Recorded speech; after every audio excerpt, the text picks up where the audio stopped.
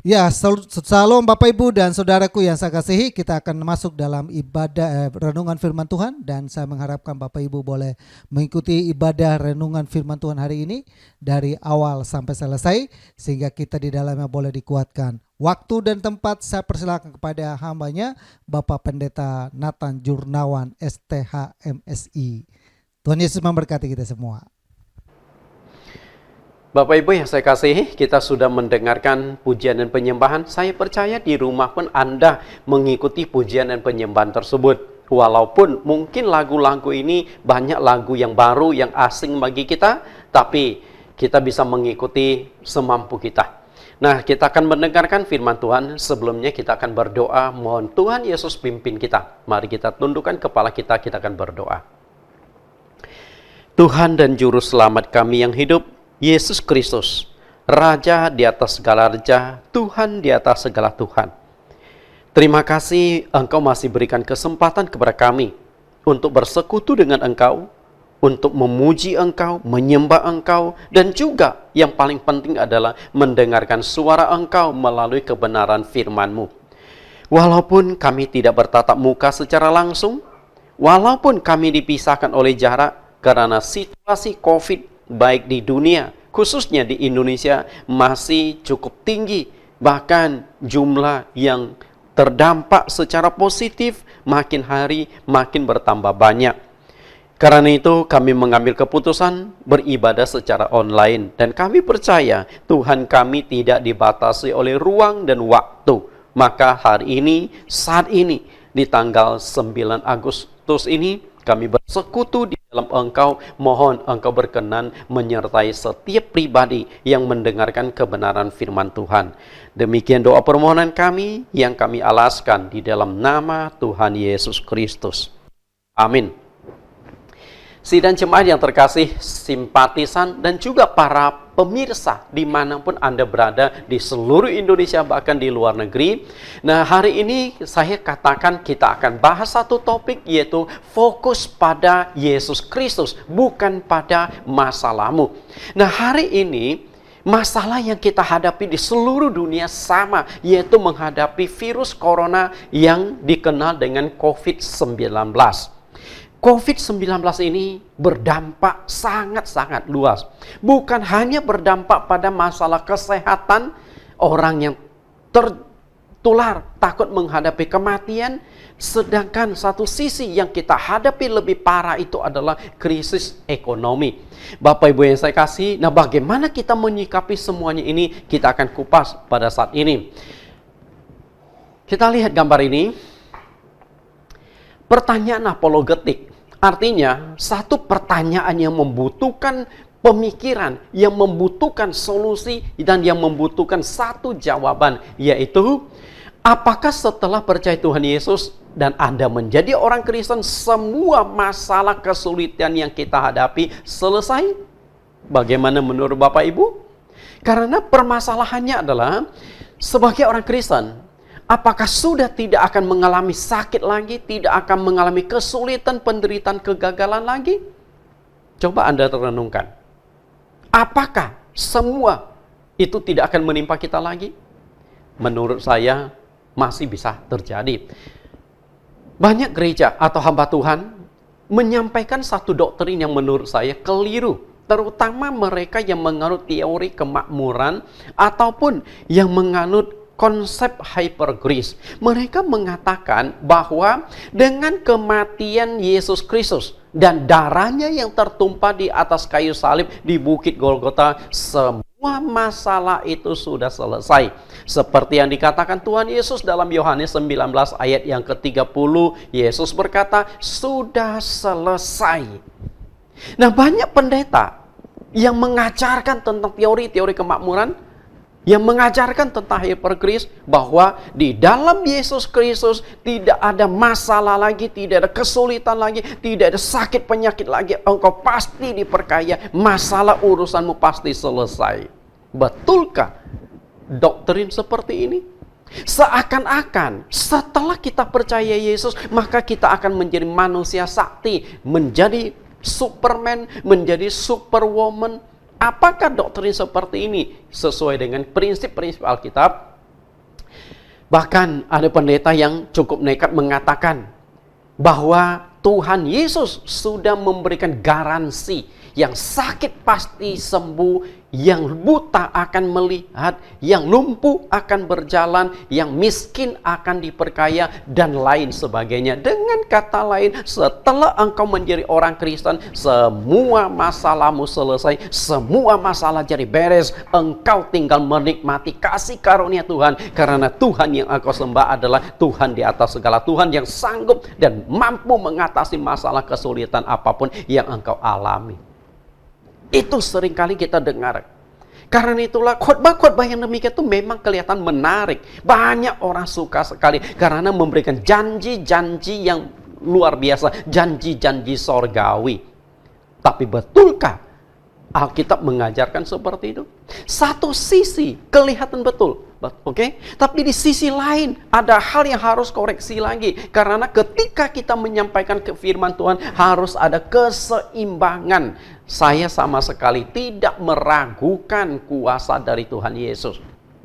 Oke, kuasa Tuhan, saya percaya sanggup mengatasi apapun masalah kesulitan yang engkau hadapi. Namun masalahnya adalah tidak ada satupun ayat Alkitab yang mengatakan setelah engkau percaya Tuhan Yesus, maka semua masalahmu selesai, segala kesulitanmu, penderitaanmu, sakit, penyakit, ekonomimu pasti dibereskan oleh Tuhan Yesus. Betulkah hal seperti ini? Sama sekali tidak ada ayat yang memberikan jaminan, yang memberikan tawaran seperti itu. Tidak ada, Bapak Ibu. Tapi bukan berarti Yesus tidak sanggup lakukan. Yesus sanggup.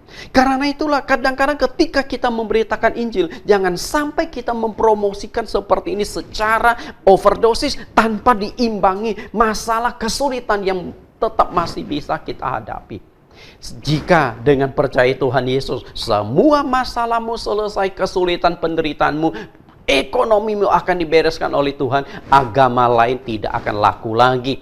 Semuanya akan berduyun-duyun masuk ke agama Kristen. Tapi kenapa semua agama terus berkembang dan terus berkembang? Karena mereka juga menjanjikan, menawarkan hal seperti ini. Bapak Ibu yang saya kasihi, kita akan lihat penderitaan menurut Alkitab. Menurut Musa, menurut Ayub, dan juga menurut Paulus. Saya mengutip 3 tokoh ini untuk melukiskan bahwa ketiga tokoh ini di dalam Alkitab menegaskan bahwa hidup manusia ini masih penuh dengan penderitaan. Kita lihat apa yang dikatakan oleh Nabi Musa. Nabi Musa itu boleh kita katakan mewakili hukum Taurat lah, karena hukum Taurat itu dia sendiri yang menulis. Tapi yang akan saya kutip di sini bukan hukum Taurat, tapi di dalam kitab Mazmur pasal yang ke-90. Karena ayat ini yang menulis itu adalah Nabi Musa. Masa hidup kami 70 tahun, dan jika kami kuat 80 tahun.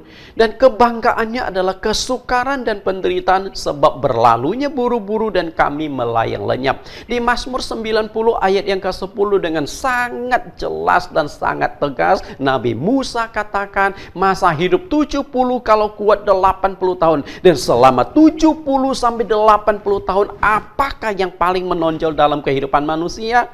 Musa katakan kebanggaannya adalah kesukaran dan penderitaan. Itu saja yang paling menonjol.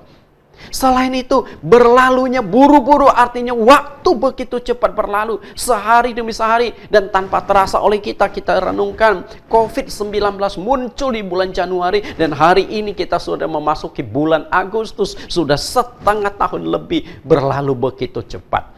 Setelah itu di kalimat terakhir, melayang lenyap, artinya kosong, sia-sia, hilang. Oke, itulah kehidupan manusia. Nah, Musa lukiskan seperti ini tentu bukan tanpa alasan. Dia sendiri alami kok.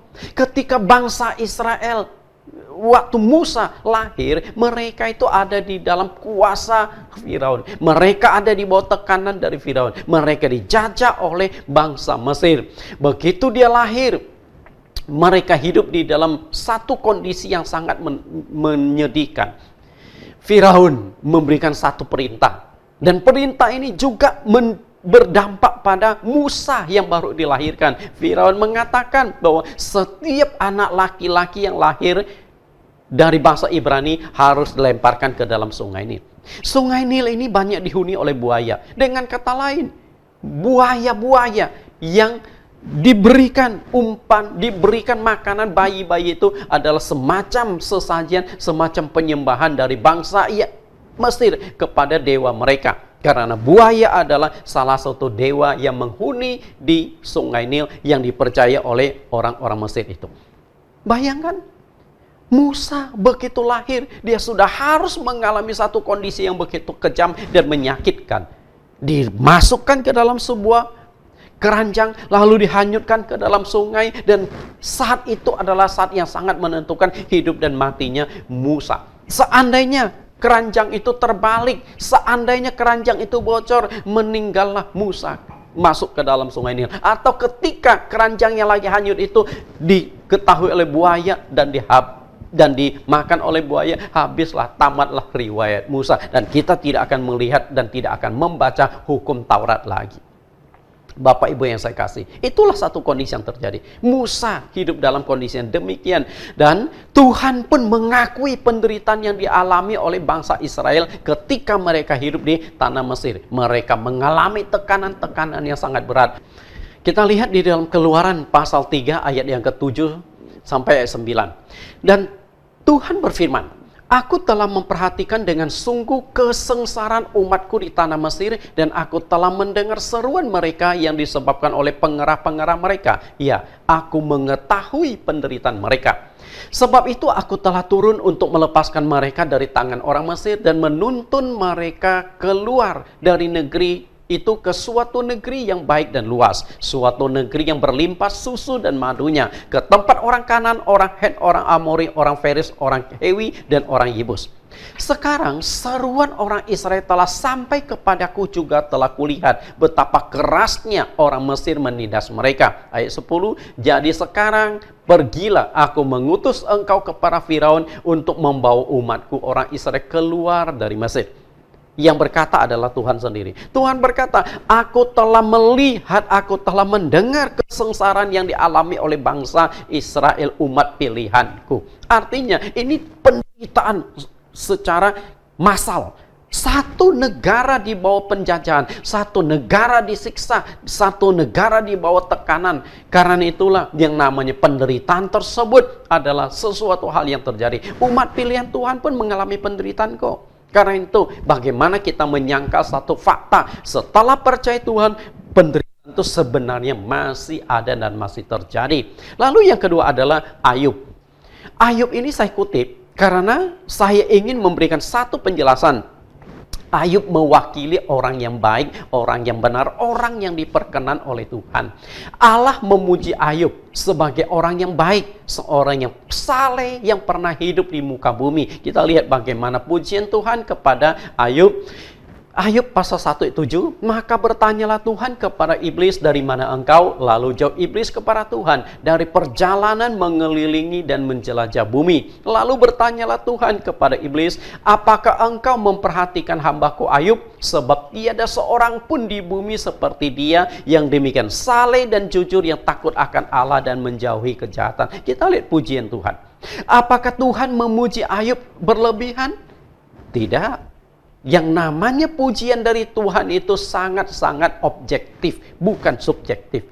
Pujian dari manusia mungkin subjektif. Kita memuji seseorang belum tentu faktanya demikian, karena kita tidak mengetahui latar belakang di balik kehidupan orang tersebut. Kita hanya memuji orang tersebut kita sebagaimana kita ketahui. Tapi Tuhan memuji, pasti Tuhan mengetahui secara mendetil kehidupan Ayub itu seperti apa. Tuhan berkata, "Di muka bumi tidak ada seperti Ayub, yang demikian saleh, jujur, takut akan Allah dan menjauhi kejahatan." Dengan kata lain, kehidupan Ayub ini kehidupan yang sempurna. Sangat beriman. Nah, apakah orang yang sempurna karakternya, orang yang sangat beriman kepada Tuhan, dia sudah lepas dari segala masalah, kesulitan, dan penderitaan? Apakah selesai? Ternyata tidak. Justru Ayub sebagai orang benar juga mengalami penderitaan yang dialami oleh manusia secara umumnya. Kita lihat pandangan Ayub tentang penderitaan. Ayub 14 ayat 1, Manusia yang lahir dari perempuan singkat umurnya dan penuh kegelisahan. Seperti bunga ia berkembang lalu layu, seperti bayang-bayang ia hilang lenyap dan tidak dapat bertahan. Apa yang dikatakan Ayub ada sedikit kemiripan dengan yang dikatakan Musa di dalam Mazmur 90 ayat yang ke-10. Ya. Sama, bahwa hidup manusia penuh penderitaan, hidup manusia singkat dan hidup manusia itu sia-sia. Dan apa yang diucapkan oleh Ayub di sini tentu adalah pengalaman hidup Ayub. Dia pernah alami yang namanya penderitaan, bahkan penderitaan yang dialami oleh Ayub saya ingin katakan adalah penderitaan yang mungkin tidak pernah dialami oleh manusia sekaligus. Ya, penderitaannya seperti apa? Ada 3 penderitaan yang paling ditakuti manusia di dalam hidupnya. Yang pertama adalah kemiskinan, yang kedua penyakit, dan yang ketiga adalah kematian. Ya. Dan 3 penderitaan ini sedang dihadapi oleh semua manusia di muka bumi pada saat ini gara-gara virus corona. Kemiskinan. Kita lihat dampak ekonomi dari virus corona ini akan sangat mengerikan. 1 tahun, 2 tahun yang akan datang, kita akan melihat goncangan yang terjadi di seluruh dunia. Banyak negara, pertumbuhan ekonomi bukan plus lagi tapi sudah minus. Bahkan kemarin-kemarin kita dengar di Singapura, bahkan mereka sudah mengalami minus sampai 40% lebih. Bayangkan Bapak Ibu, bagaimana yang terjadi? Karena Singapura sebuah negara kecil yang sangat mengandalkan pariwisata, yang sangat mengandalkan kunjungan-kunjungan orang lain. Mereka menyediakan belanja dan sebagainya. Hotel-hotel mulai sepi, perdagangan tidak bisa berjalan. Karena itulah Singapura mengalami goncangan yang akan sangat parah hari-hari ke depan. Apakah berdampak ke Indonesia? Kita tidak tahu persis. Karena Indonesia pun pertumbuhannya minus, bukan plus untuk tahun ini. Itulah dampak ekonomi. Nah, kemudian penyakit. Siapa yang tidak takut corona hari ini? Kita lihat di mana-mana semua orang pakai masker, di mana-mana orang semua menjaga jarak. Sampai hari ini pun kita belum bisa adakan ibadah di gedung. Kenapa demikian? Karena kita menghindari supaya penularan itu tidak semakin parah lagi. Bapak Ibu yang saya kasih, itu yang terjadi. Dan kematian. Kita yang sehat takut tertular virus corona. Sedangkan yang tertular virus corona di Indonesia sudah hampir mencapai 100.000 orang. Okay? Yang tertular corona takut mengalami kematian. Itulah yang terjadi. Nah, 3 penderitaan yang paling ditakuti oleh manusia sekaligus menimpa Ayub. Sekaligus 3-tiganya terjadi pada diri Ayub. Berbicara kemiskinan, semua harta kekayaan Ayub pada hari itu habis semua.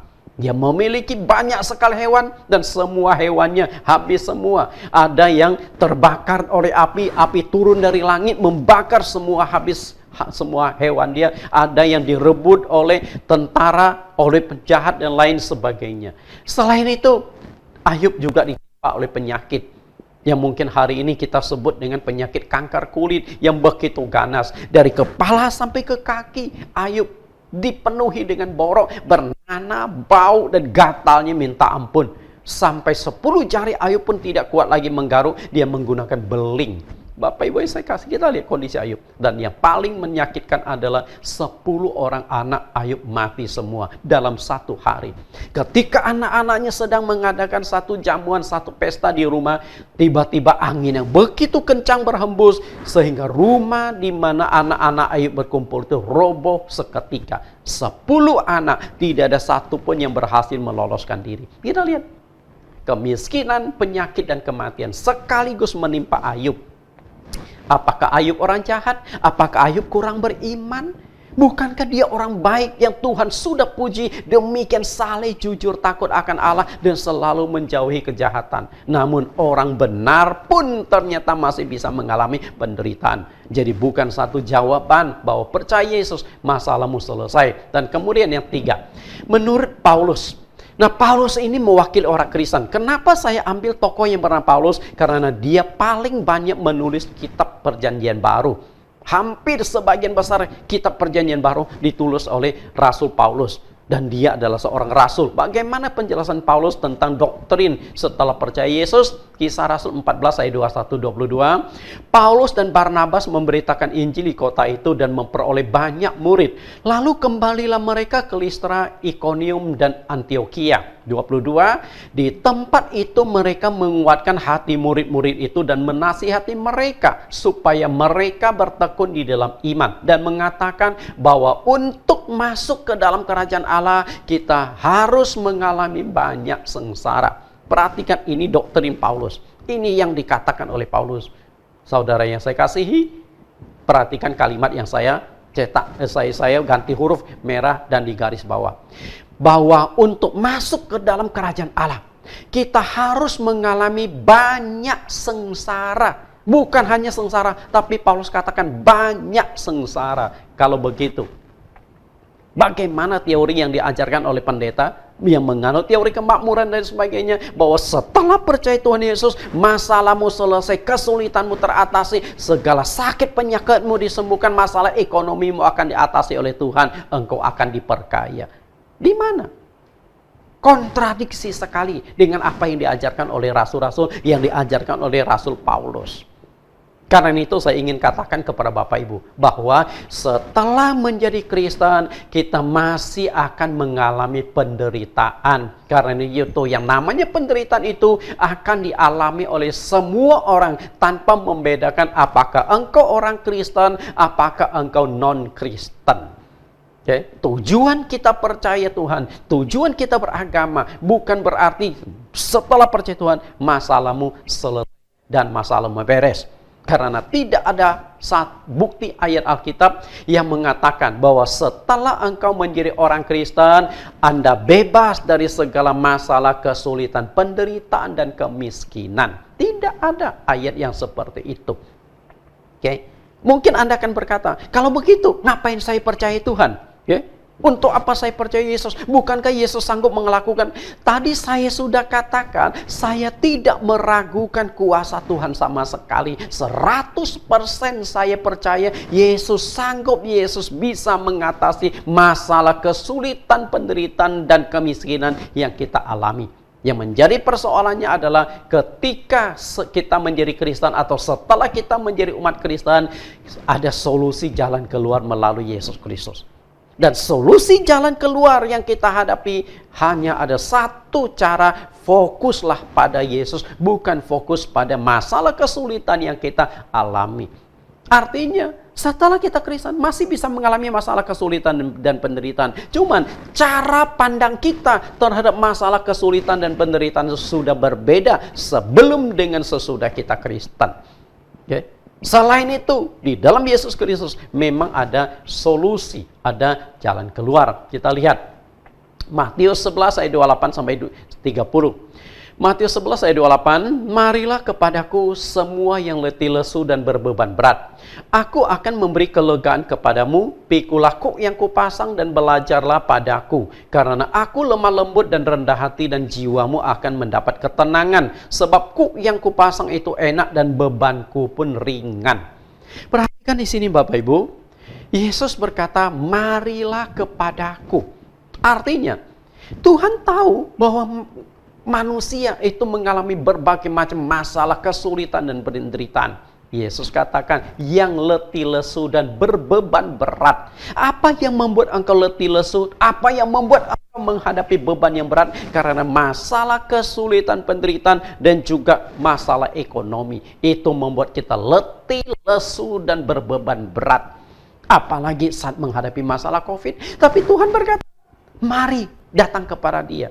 Artinya fokuslah kepada Yesus Kristus. Ketika kita fokus kepada Tuhan, Tuhan berkata, aku akan memberikan kelegaan kepadamu. Kelegaan. Belum tentu masalah kita selesai. Okay? Belum tentu masalah kita teratasi. Tapi Tuhan memberikan kekuatan. Tuhan memberikan kita kemampuan untuk menanggung semuanya itu. Rasul Paulus berkata, segala sesuatu dapat kutanggung di dalam Dia yang memberikan kekuatan kepadaku. Lalu Tuhan berkata, jiwamu akan mendapat ketenangan. Ketika Tuhan memberikan solusi, dan solusi dari Tuhan itu bisa saja masalahmu diatasi, sakit penyakitmu disembuhkan, masalah ekonomi ini dibereskan, masalah keluargamu dibereskan oleh Tuhan, bisa saja. Tapi bisa juga semua masalah kesulitan yang kita alami masih tetap ada, tapi Tuhan memberikan ketenangan di dalam jiwa kita, sehingga kita bisa menghadapi semua masalah kesulitan tersebut. Hanya dua kemungkinan itu. Tapi intinya, apapun yang terjadi di dalam hidup kita, Tuhan akan memberikan jalan keluar, akan memberikan solusi dengan satu syarat. Fokus pada Tuhan, bukan pada masalah yang engkau hadapi.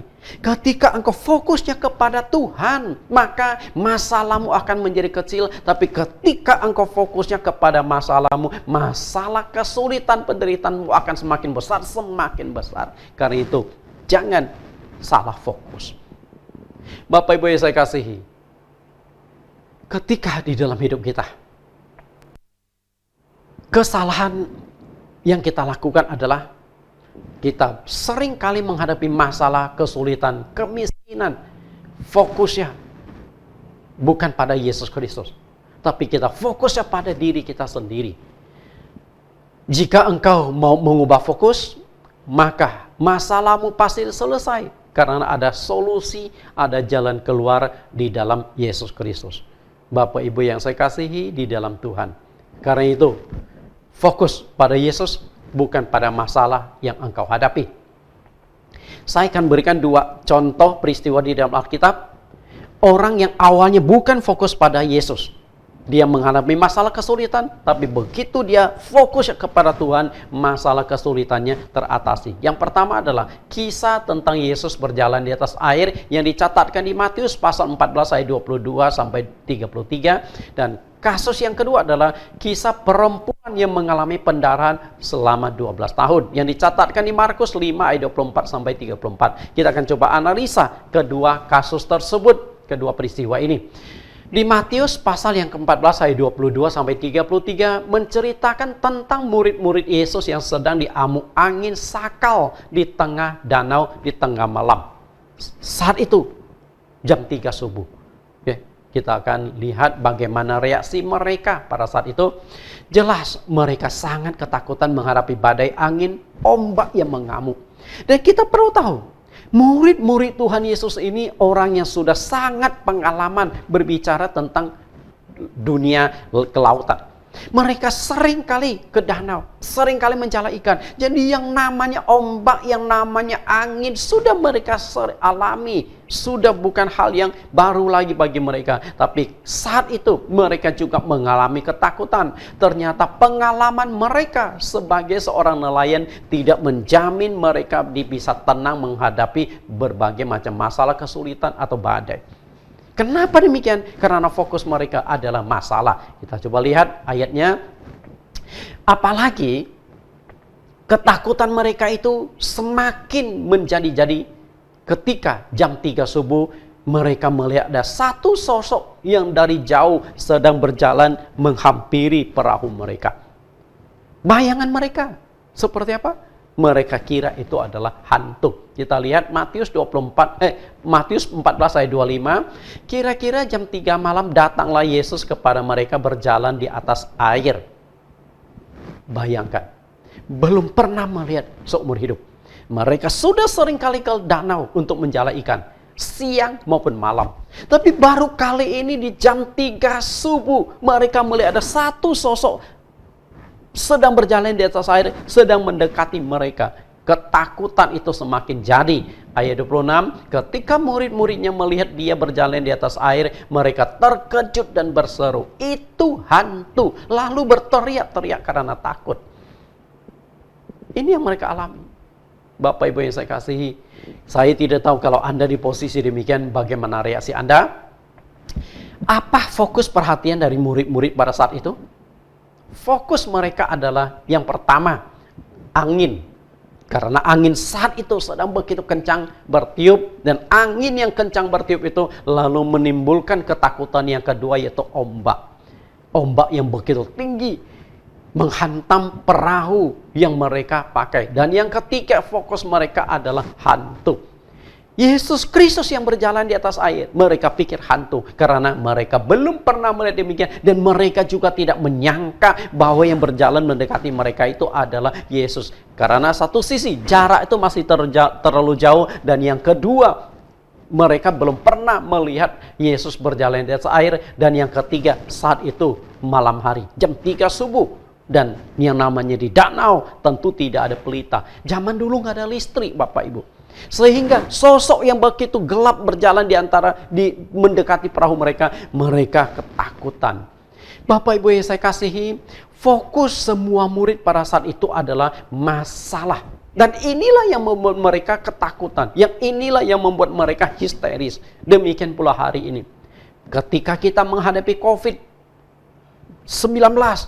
fokus kita ada di mana? Dan ketika fokus kita itu adalah masalah, kesulitan, dan penderitaan, kita lupa fokusnya sesungguhnya adalah pada Yesus Kristus. Nah, saat ini kita akan lihat ada satu murid yang secara khusus, yaitu Petrus. Bagaimana Petrus melihat kondisi demikian? Setelah dia tahu itu adalah Yesus, karena jaraknya sudah lumayan dekat dengan perahu mereka, Yesus masih ada di atas air dan tidak tenggelam. Maka Petrus minta izin supaya dia boleh berjalan di atas air, berjalan menghampiri Yesus. Dan bagaimana tanggapan Yesus? Yesus berkata, oke, silakan datanglah. Dan akhirnya Petrus menjadi manusia pertama yang bisa berjalan di atas air. Bapak Ibu, kita lihat. Selain Yesus Kristus, Petrus adalah orang yang bisa berjalan di atas air. Nah, akhirnya Petrus mulai turun dari perahu, dia mulai berjalan selangkah, 2 langkah, dan seterusnya. Oke? Dan awalnya Petrus nggak ada masalah, berjalan di atas air dan tidak tenggelam sama seperti Tuhan Yesus. Tapi masalah mulai terjadi. Kenapa demikian? Coba lihat di Matius 14 ayat 28-29. Lalu Petrus berseru dan menjawab dia, Tuhan, apabila engkau itu, suruhlah aku datang kepadamu berjalan di atas air. Kata Yesus, datanglah. Maka Petrus turun dari perahu dan berjalan di atas air mendapatkan Yesus. Perhatikan kalimat yang saya garis bawah dan cetak dengan warna tulisan putih, berjalan di atas air. Artinya bukan berarti Petrus begitu turun dari perahu langsung tenggelam. Enggak. Dia sempat berjalan di atas air. Dan ketika dia berjalan di atas air, saya percaya semua murid, 11 murid yang lain itu takjub melihat demikian. Kok bisa ya? Dan Petrus sendiri pun takjub. Loh, kok aku nggak tenggelam di air? Dalam sejarah Petrus dan rasul-rasul yang lain, sebagai nelayan belum pernah melihat kasus demikian. Oke, dia berjalan. Nah, awalnya mata Petrus tertuju kepada Yesus, karena dia memang sedang berjalan menuju Yesus. Tapi karena dia melihat fokusnya mulai beralih, dan ketika fokusnya mulai beralih dari Yesus, masalah mulai terjadi. Dia mulai tenggelam. Ayat 30. Tetapi ketika dirasakannya tiupan angin, takutlah ia dan mulai tenggelam. Lalu berteriak, Tuhan tolong aku. Okay? Fokus Petrus berubah. Lihat, fokusnya bergeser. Awalnya dia fokusnya kepada Yesus karena dia berjalan menghampiri Yesus. Ketika dia fokusnya pada Yesus, dia tidak tenggelam. Angin dan danau tidak berpengaruh pada dia. Tapi begitu fokusnya mulai bergeser dan dia merasakan angin lalu melihat ombak dan sebagainya, nah mulailah ia takut dan mulai tenggelam pada saat itu. Ini yang saya katakan, fokus pada Yesus. Ketika engkau fokus pada Yesus, masalah kesulitan penderitaanmu ada solusi. Dan solusinya ada 2 kemungkinan. Yesus mengatasi semuanya selesai, atau Yesus memberikan kekuatan kepada engkau sehingga engkau bisa menghadapi masalah kesulitan tersebut. Dan setelah Petrus mulai tenggelam, fokusnya dialihkan kembali. Dan dia berteriak, Tuhan tolong aku. Dan ketika Petrus berteriak, Tuhan tolong aku, saya percaya dia pasti melihat Yesus. Nggak mungkin dong dia berkata, Tuhan tolong aku, tapi melihat laut, melihat angin, melihat ombak. Nggak mungkin, tapi fokusnya kembali Yesus. Dan ketika dia fokus kembali Yesus, Yesus mulai menangkap tangan Petrus, lalu membantu dia untuk tidak tenggelam. Bapak Ibu yang saya kasih di dalam Tuhan, kita lihat kenapa manusia itu bisa berubah fokus dan tidak fokus pada Yesus. Matius 14 ayat 31, Segera Yesus mengulurkan tangannya memegang dia dan berkata, "Hai orang yang kurang percaya, mengapa engkau bimbang?" 32, lalu mereka naik ke perahu dan angin pun redalah. Dan orang-orang yang di perahu itu menyembah dia, katanya, "Sesungguhnya engkau anak Allah." Perhatikan di sini, begitu Petrus berpaling kepada Tuhan Yesus, langsung dia mendapatkan pertolongan Tuhan. Yesus ulurkan tangannya, mengangkat dia supaya dia tidak tenggelam. Ya. Penyebab orang yang tidak sepenuhnya berfokus pada Yesus adalah kurang beriman. Setelah Yesus angkat tangan Petrus, membantu dia supaya tidak tenggelam, Yesus menegur Petrus, "Kamu orang kurang percaya. Kenapa engkau bimbang?" Kebimbangan, kurang iman membuat orang itu bukan fokusnya kepada Yesus, tapi fokusnya masalah. Tapi kalau kita punya iman, punya keyakinan, fokus kepada Tuhan Yesus, masalah kita pasti selesai. Kita menghadapi COVID yang begitu parah, fokus kepada Yesus. Tentu Tuhan akan menghindarkan kita dari COVID. Mungkin masalah kita, kesulitan kita pun Tuhan akan selesaikan. Sama seperti dia yang sudah menyelamatkan Petrus supaya tidak tenggelam. Demikian pula Tuhan akan menyelamatkan kita. Yang paling penting adalah fokus pada Yesus. Penyebab orang tidak beriman adalah karena tidak mengenal dengan baik siapakah sesungguhnya Yesus Kristus itu. Ketika kita mengenal dengan baik, maka kita akan bersandar sepenuhnya karena tidak ada sesuatu yang mustahil yang tidak bisa diselesaikan oleh Tuhan Yesus bagimu.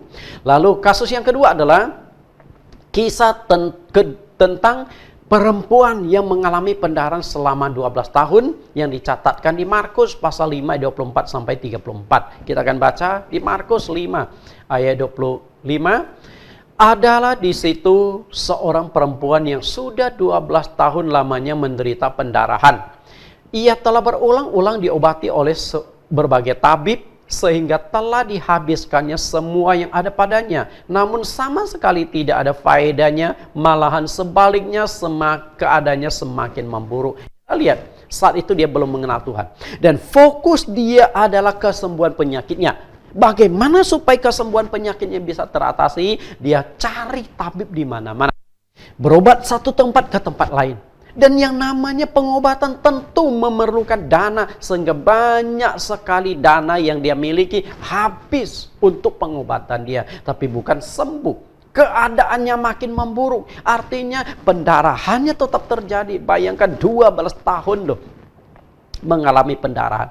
Kalau hari ini orang mengalami pendarahan, mungkin ada transfusi darah, ada pengobatan. Tapi zaman dulu, bagaimana orang mengenal transfusi darah? Belum ada teknologi seperti itu. Sehingga badan perempuan itu menjadi kurus, menjadi lemah karena kekurangan darah. Maka tidak heran sebenarnya pada saat itu dia mau memegang jubah Yesus. Sebenarnya posisi dia itu kemungkinan adalah merangkak. Apalagi saat itu dikerumuni oleh banyak orang. Tuhan Yesus berjalan, dikelilingi, sekelilingnya penuh dengan orang. Bapak Ibu yang saya kasihi, 12 tahun tentu bukan waktu yang singkat. Wanita ini fokus pada penyembuhan penyakitnya. Segala tabib sudah dikunjungi, segala tempat dia sudah datangi. Tapi hasilnya tetap nihil. Sampai harta kekayaannya habis dan badannya menjadi sangat lemah. Badannya menjadi sangat kurus. Namun, ketika ia berpaling kepada Yesus, hanya dalam hitungan detik penyakit 12 tahun itu disembuhkan oleh Tuhan secara total. Bukan hanya itu, bukan hanya disembuhkan total dalam waktu hitungan detik, tapi dia juga mendapatkan kesembuhan itu secara gratis. Dia berobat kemana-mana, memerlukan waktu 12 tahun. 12 tahun loh berobat kemana-mana. Dan dia memerlukan begitu banyak biaya sampai semua uang yang dimiliki habis. Sehingga harapannya menjadi kosong. Dia berpikir, habis sudah nggak ada uang untuk berobat. Dan berobat juga nggak sembuh-sembuh. Apalagi yang bisa diharapkan. Nah, di saat yang demikianlah akhirnya dia mulai berpaling kepada Yesus. Kita lihat, hanya ada dua hal yang dilakukan oleh perempuan untuk mendapatkan solusi atas penderitaan yang sudah dialami selama 12 tahun. Yang pertama adalah mencari informasi tentang Yesus dan berusaha mengenal dia. Lihat ayat yang ke-27. Dia sudah mendengar berita-berita tentang Yesus. Maka di tengah-tengah orang banyak itu, ia mendekati Yesus dari belakang dan menjamah jubahnya. Perhatikan kata, dia sudah mendengar berita-berita. Artinya, bukan sekilas dia mendengar tentang Yesus. Dia mendengar satu kali dan dia mencari tahu lagi. Yesus ini sebenarnya siapa? Bagaimana kuasa dia dan sebagainya. Dia berusaha mengumpulkan data, berusaha mengumpulkan informasi sebanyak mungkin. Sampai akhirnya informasi yang dia peroleh sudah cukup. Maka dia mencari tahu kapan kira-kira Yesus akan lewat di tempat tinggal dia. Sehingga dia bisa pergi menjumpai Yesus. Dan akhirnya dia dapatkan informasi itu. Ketika satu kali Yesus berjalan, dikerumuni begitu banyak orang, dia berusaha mendekati Yesus dan menjamah jubah Yesus. Perhatikan di gambar ini, yang dijamah itu adalah bagian bawah dari jubah Yesus. Kenapa demikian? Karena saat itu dia kemungkinan itu merangkak di antara kerumunan orang. Badannya begitu lemah. Tapi ini perlu satu perjuangan. Perjuangan yang berat. Orang yang normal saja untuk desak-desakan mengalami kesulitan. Apalagi badan dia sudah lemah. 12 tahun pendarahan. Sehingga dia merangkak. Tapi dia tidak putus asa. Dia terus berjuang. Dia terus terobos. Dan saya yakin ketika dia merangkak pun kondisinya itu pasti mengalami gesekan dengan orang lain. Tapi dia tidak peduli. Hanya satu fokus dia, Yesus. Fokusnya adalah bisa memegang badan Yesus. Dan dia tidak meminta penyembuhan. Tapi inisiatif didasarkan pada yang kedua, yaitu beriman. Dia percaya sepenuhnya kepada Yesus. Bukan hanya sekedar percaya, tapi dia dilakukan tindakan. Tindakannya adalah merangkak mendekati Yesus di kerumunan orang. Lalu berusaha memegang jubah Yesus. Dan hasilnya apa? Ayat 29. Sebab katanya, asalku jamah saja jubahnya aku akan sembuh. Seketika itu juga berhentilah pendarahannya dan ia merasa bahwa badannya sudah sembuh dari penyakitnya. Perhatikan di sini Bapak Ibu. Asalku jamah saja jubahnya aku akan sembuh. Inilah iman. Nah, apakah kita punya iman seperti perempuan ini? Kalau kita punya iman seperti perempuan ini, masalah kesulitan apapun yang engkau hadapi, ada jalan keluar, ada solusi. Yesus sanggup mengatasi masalah kesulitanmu. Satu yang kita belajar adalah fokus pada Yesus. Perempuan yang pendarahan ini awalnya tidak fokus Yesus karena dia tidak mendengar, tidak pernah tahu dan tidak percaya Yesus. Tapi begitu dia mengumpulkan informasi dan dia tahu Yesus bisa menyembuhkan berbagai macam penyakit, fokusnya mulai pada Yesus. Dan ketika fokusnya mulai diarahkan pada Yesus, lalu dia mencari kesempatan bisa mendekati, bahkan memegang jubah Yesus. Dan hasilnya kita melihat sembuh total dalam hitungan detik. Inilah dia Bapak Ibu. Karena itu hari ini berapa sering kita lakukan kesalahan untuk menyelesaikan masalah, kesulitan dan penderitaan kita. Yaitu kita hanya berfokus pada masalah, mengandalkan kekuatan pribadi untuk menyelesaikan masalah-masalah yang kita hadapi. Padahal Tuhan Yesus katakan melalui Yakobus 4 ayat 8, mendekatlah kepada Allah dan ia akan mendapat dekat kepadamu. Tahirkanlah tanganmu, hai kamu orang-orang berdosa, dan sucikanlah hatimu, hai kamu yang mendua hati. Rendahkanlah dirimu di hadapan Tuhan, dan ia akan meninggikan engkau. Mendekatlah kepada Allah.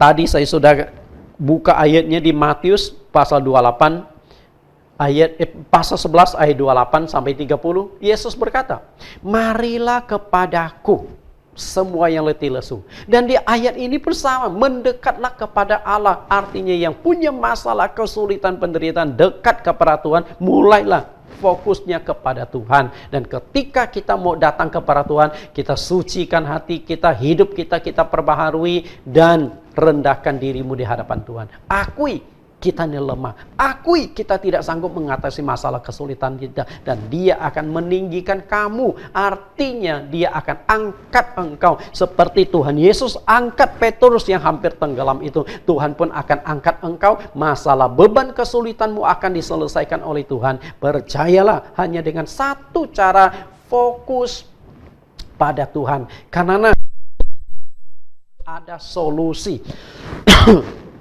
Yesus memberikan solusi atau jalan keluar dalam hal ekonomi. Dia pernah memberi makan 5.000 orang laki-laki dengan hanya 5 roti dan 2 ikan. Dan ketika murid-murid Yesus pernah satu kali menjala di danau, saat itu Yesus tidak hadir. Tapi begitu Yesus hadir, mereka bisa mendapatkan ikan-ikan besar 153 ekor. Kemudian Yesus memberikan solusi dalam kesehatan. Segala masalah kesulitan, segala macam penyakit, bahkan kerasukan setan disembuhkan oleh Tuhan. Dan Yesus bisa memberikan solusi jalan keluar terhadap masalah keluarga, masalah suami istri.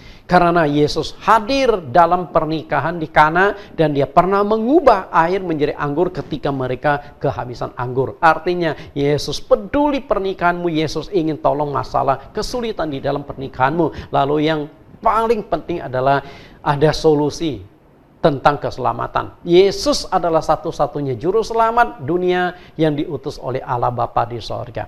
Dengan kata lain, di dalam Yesus ada jawaban. Di dalam Yesus ada solusi masalah kesulitan apapun yang engkau hadapi. Ketika engkau fokus kepada Tuhan Yesus, maka masalahmu akan selesai. Selesai yang saya maksudkan di sini. Yang pertama, Tuhan bantu menyelesaikan masalahmu. Engkau sakit, disembuhkan. Engkau bermasalah ekonomi, Tuhan akan berkati. Atau yang kedua adalah masalahmu tetap ada, tapi engkau akan diberikan kekuatan, diberikan penghiburan oleh Tuhan mengatasi masalahmu dan engkau diberikan kekuatan menyelesaikannya. Tuhan Yesus berkati. Hari ini kita sudah mendengarkan firman Tuhan, fokus pada Tuhan, bukan pada masalahmu. Kita akan berdoa. Terima kasih Tuhan, Engkau sudah menyertai memimpin kami. Kami sudah mendengarkan kebenaran firman-Mu dan semoga kebenaran inilah yang memberikan bimbingan, yang memberikan kekuatan kepada kami ketika kami menghadapi masa-masa yang sulit karena COVID-19 yang melanda dunia. Sungguh ini adalah kehidupan yang pertama kali kami alami sepanjang hidup kami. Begitu menggoncangkan baik dalam sisi kesehatan, sosial, ekonomi, dan politik. Tapi Tuhan, kami percaya apapun yang terjadi, seperti murid-murid ada di dalam danau yang perahu mereka digoncangkan oleh angin, yang digoncangkan oleh ombak, Engkau akan hadir menemui mereka. Sama juga Engkau akan hadir di dalam kehidupan kami. Satu hal yang Engkau minta kepada kami, berfokus kepada Engkau. Karena Engkau sanggup mengatasi masalah kesulitan apapun. Terima kasih Tuhan. Demikian doa permohonan kami di dalam nama Tuhan Yesus. Amin. Ya Bapak Ibu, kita sudah mendengarkan kebenaran firman Tuhan dan saya percaya bahwa semua kita yang ada sudah mengerti dan memahami bagaimana kita harus fokus kepada Tuhan. Seperti Petrus yang disuruh jalan ke atas air, dia jalan waktu fokus kepada Tuhan, dia bisa berjalan. Tapi waktu dia fokus kepada angin, kepada ombak, dia takut, dia cemas, dia tenggelam. Tapi hari ini kita mau fokus kepada Yesus, kita mau kembali kepada Yesus ketika fokus kita mungkin akhir-akhir berubah. Karena pandemi ini, kita sudah mulai pusing mau kemana lagi, kita fokus kepada masalah, kita fokus kepada pergumulan, kita fokus kepada keuangan, kita fokus kepada kesulitan-kesulitan yang ada. Kita fokus bagaimana ya saya nanti ke depannya seperti apa dan sebagainya. Tapi hari ini kita diarahkan kembali lagi fokus kepada Tuhan. Ketika kita fokus kepada Tuhan, kita cuma doa seperti Petrus, Tuhan tolong saya. Sama seperti kita di timur sana, Tuhan coyong dia. Dikira Tuhan mau colong dia, ternyata bukan, Tuhan tolong dia. Sekalipun doanya belepotan. Bahkan ada yang berdoa, Tuhan ini oe. Selesai. Tapi kalau fokus kita kembali kepada Tuhan, Tuhan dengar doa kita. Amin. Doanya gak usah terlalu pinter-pinter banget. Tapi kembali lagi kepada hatimu, fokus kepada siapa? Hatimu condong kepada siapa? Hatimu condong kepada Mamon atau hatimu condong kepada Yesus? Ketika kita condong kepada Mamon, maka kita sibuk dengan Mamon. Kita condong kepada Tuhan, maka kita sibuk juga dengan Tuhan. Alkitab berkata bahwa di mana hartamu berada, di situ juga hatimu berada. Kalau harta kita adalah Yesus, maka hati kita juga ada Yesus. Kalau fokus kita ada Yesus, maka dalam hati ini juga ada Yesus. Kalau di dalam hati ini ada Yesus, Yesus berkata, marilah kepadaku semua yang letih lesu beban berat, aku memberikan kelegaan kepadamu. Khotbah sesi yang kedua. Tuhan selalu memberikan kelegaan kepada kita. Amin ya. Sampai jumpa lagi dalam ibadah live streaming kita minggu depan. Dan kami atas nama pengurus dan semua jemaat Tuhan yang ada di GBI Double Sila Tumanten, dan juga semua yang menyaksikan channel ini, kami sama-sama mengucapkan terima kasih kepada Bapak Pendeta Nathan Jurnawan, senior saya.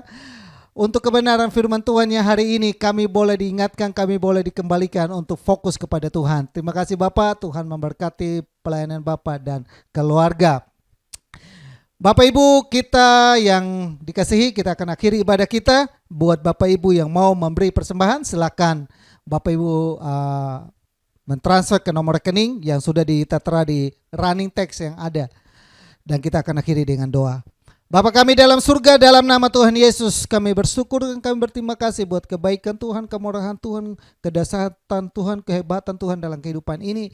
Biarlah lewat kebenaran firman Tuhan yang ada kami diingatkan, kami sadarkan bahwa kami harus fokus kembali kepada Tuhan. Hati kami, pikiran kami, perkataan kami, semuanya kami boleh bulatkan untuk terus fokus kepada Tuhan. Karena kami tahu ada kuasa-Mu, ada mujizat-Mu, ada pertolongan-Mu selalu yang Kau sediakan bagi kami. Ampuni kami bila kami hari-hari sebelumnya kami salah fokus dalam hidup ini. Ampuni kami bila kami membelakangi Engkau saat-saat ini. Ampuni kami bila kami melalaikan ibadah. Ampuni kami bila kami melalaikan doa. Ampuni kami bila kami sudah melalaikan ucapan syukur kami. Biarlah Tuhan selalu membalikkan kembali kami fokus kembali kepadamu Bapa. Berkati hamba-Mu yang sudah menyampaikan isi hati-Mu. Berkati pelayanannya, keluarganya, istri dan anak-anaknya selalu diberkati. Kami semua yang menyaksikan channel ini, ulurkan tangan-Mu Bapa. Berkati hidupan mereka. Berkati mata, hati yang terangkat melihat, menyaksikan, diberkati dalam nama Yesus. Berkati kami semua yang ada Bapa. Berkat-Mu turun melimpah dalam kehidupan jemaat-Mu di GBI Double Sila Tumanten maupun yang menyaksikan ini. Berkati kehidupan mereka, rumah tangga mereka, pekerjaan mereka, bisnis mereka, usaha mereka, pelayanan mereka. Curahkan berkat-Mu yang melimpah-limpah dalam kehidupan mereka Bapa. Dalam nama Yesus, dalam nama Yesus. Berkat yang luar biasa selalu Tuhan berikan. Tidak pernah Tuhan menjanjikan kecelakaan dalam kehidupan ini. Tidak pernah Tuhan menjanjikan atau memberikan ular kepada kami yang minta roti. Anak-anak-Mu minta pertolongan-Mu, minta uluran tangan-Mu, minta campur tangan-Mu, minta diberkati. Ulurkan tangan-Mu diberkati Bapa dalam nama Yesus. Yang lemah dikuatkan, yang sakit disembuhkan, yang susah dihiburkan. Nama Tuhan dimuliakan dalam kehidupan kami. Berkati bangsa dan negara kami Indonesia. Kami terus berdoa buat bangsa dan negara ini agar wabah virus corona ini cepat berlalu dari bangsa ini, dan pemimpin pusat sampai kepada RT RW yang ada. Berkati presiden sampai kepada RT RW yang ada. Semua program rencana yang mereka kerjakan, Tuhan turut campur tangan sehingga mendatangkan kemuliaan bagi nama-Mu. Berkati bangsa pilihan-Mu, bangsa Israel, oleh mereka juga kami dapat bagian keselamatan. Berkati kehidupan mereka. Kami semua yang ada, kami percayakan hidup kami, tubuh, jiwa, roh kami. Tutup bungkus kami selalu Bapa dengan kuasa darah-Mu. Biarlah kami selalu aman dalam penyertaan Tuhan yang sempurna. Terpujilah nama-Mu kekal selamanya. Kalau demikian saudaraku yang dikasihi Tuhan, arahkanlah imanmu kepada Tuhan dan angkatlah kedua belah tanganmu, dan mari kita melakukan segala aktivitas kita dengan membawa berkat damai sejahtera dari Allah Bapa. Kasih sayang daripada Yesus Kristus, persekutuan dan penghiburan dari Roh Kudus biarlah tetap tinggal menyertai kita. Mulai saat ini sampai Maranatha Tuhan Yesus datang kali yang kedua. Tuhan Yesus memperhadapkan wajahnya kepada engkau. Tuhan Yesus menyinari engkau dengan kemuliaannya. Tuhan Yesus memegang engkau dengan tangan kanan yang selalu memberikan kemenangan. Apa saja yang dibuat dan dikerjakan oleh tangan-Mu dibuat Tuhan berhasil. Mari kita pulang dan melakukan segala aktivitas kita dengan membawa berkat damai sejahtera dari Allah Bapa. Kasih sayang daripada Yesus Kristus, persekutuan dari Roh Kudus tetap tinggal menyertai kita mulai saat ini sampai selama-lamanya. Dalam nama Tuhan Yesus yang diberkati sama-sama kita katakan. Amin. Tuhan Yesus memberkati. Sampai jumpa lagi di ibadah live streaming minggu depan. Salam.